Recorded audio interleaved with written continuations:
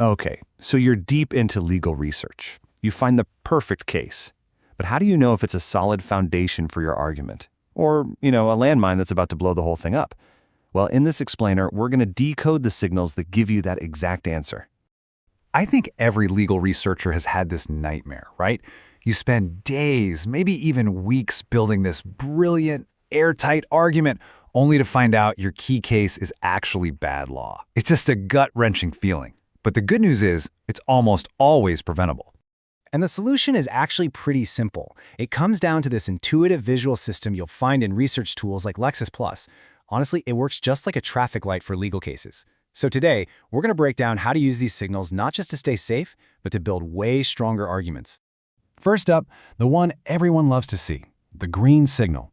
And yep, you can probably guess this is your clear go sign. When you see a green signal next to a case, you can just breathe a huge sigh of relief. It means the case is considered good law. Other courts have looked at it, they've followed it, they've approved its reasoning. That makes it a solid, reliable foundation for your argument. All right, now for the signal that gets your heart racing a little bit, the red signal. This is a big warning sign, and it's one you absolutely cannot ignore. A red signal is basically a stop sign. It is a direct warning that the case has lost its authority on at least one key point. So what could that mean? Well, it could have been reversed by a higher court, or overruled in a later case, or it might have gotten such strong criticism that it's just not considered valid law on that issue anymore. So let's just boil it down.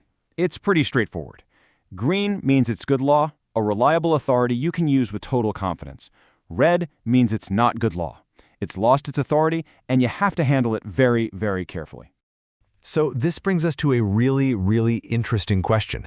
If a red signal means stop, does that mean you should just completely ignore every red case you find? Just pretend it doesn't exist? And the answer, maybe surprisingly, is yes. You can absolutely use a red-flagged case. The secret is all in how you use it. Look, you can't rely on it as authority, but you can use it as an incredibly powerful tool for discussion, for critique, and for showing a much deeper understanding of the entire legal landscape. This is where we shift from playing defense to playing offense. Let's open up the strategist playbook. First, we'll cover the obvious play, what to do with green cases, and then we're going to get into the really clever, nuanced moves you can make with the red ones. Using a green case is pretty straightforward. This is your bread and butter. You cite it directly as binding or persuasive authority. It's the bedrock of your argument, and it lets you confidently state that a legal principle remains authoritative. All right, now for the advanced stuff. This is where a red flag stops being a warning and actually becomes an opportunity. A red case isn't a dead end. No way. It's a launch pad for a much more sophisticated analysis. So let's walk through these three methods. Method 1. Use it to show history. A red case is perfect for telling the story of how a legal rule got to where it is today. You can use it to paint the before picture, what the law used to be, and then contrast it with the present. This shows you haven't just memorized a rule, you actually understand where it came from. Okay, method 2 is a really slick move.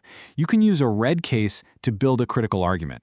Now here's the thing, just because a case was overruled doesn't mean its reasoning was flawed. You can actually argue that the logic in the old, red-flagged case was stronger, and that maybe the court that overruled it missed a key point. It's a bold play, but it can be incredibly effective. And third, you can use the red case and the green case together to highlight an ongoing legal debate. This just elevates your analysis from simply stating what the law is to exploring the tensions and the big questions that are still being argued over today.